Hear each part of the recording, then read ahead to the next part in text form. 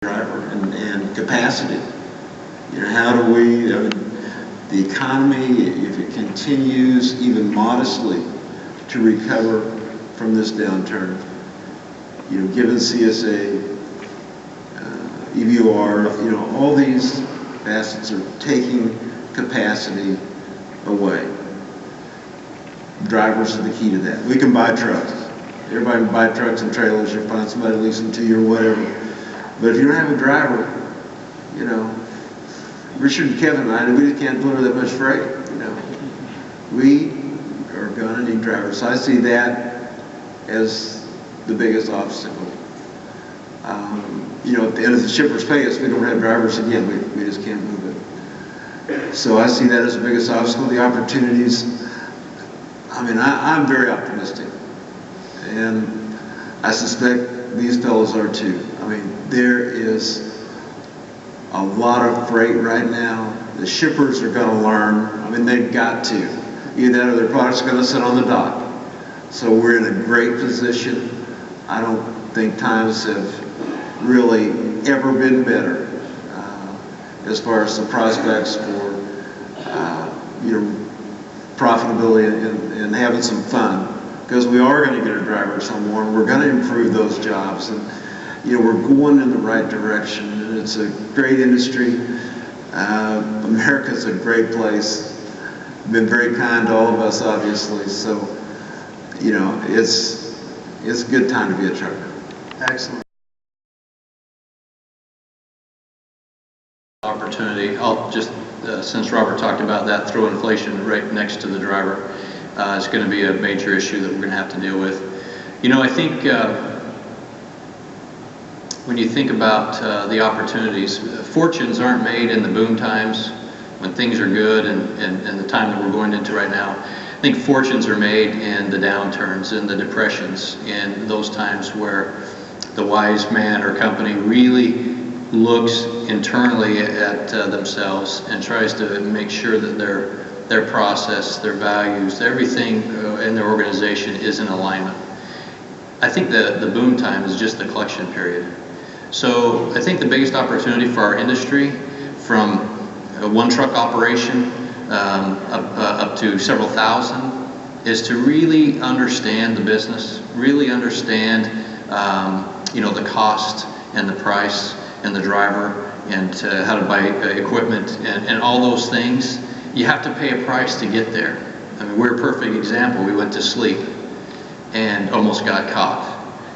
So I think the biggest opportunity of our industry is to really not be asleep. Really look forward and understand when times get good, you have a responsibility to, and these two and others, Heartland and others, have done an incredible job of this.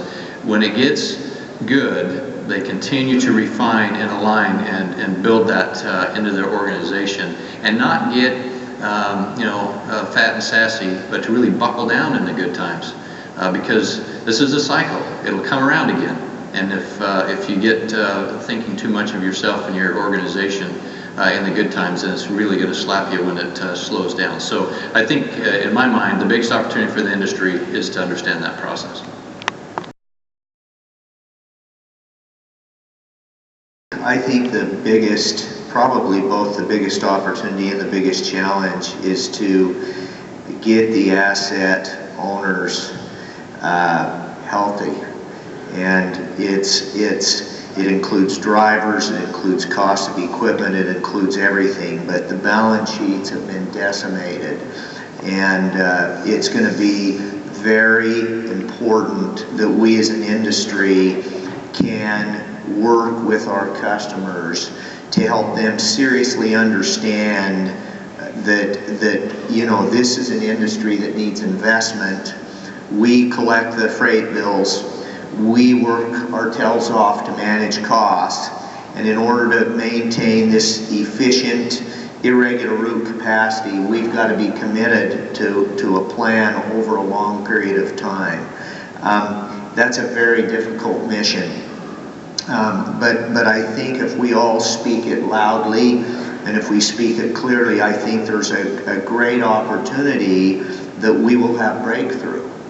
And I believe, like Bob said, I believe that we're really in a strong position to accomplish that, and I think the future is very good for our industry, but it's going to take a lot of work with the shipping public and our customers to get the asset owners healthy and keep this system and industry as robust as we can. I mean, a lot of gimmicks have been saving the bacon, whether it's intermodal, and you know, intermodal can only be so big. You know, it's maybe a $15 billion business today, maybe it's going to be 30 in 10 years. I don't know, but you know, there's a whole lot more freight that needs to move by truck. And we've all got to be committed to a very healthy industry, and say the things, do the things, practice the things that will get our industry on good standard ground.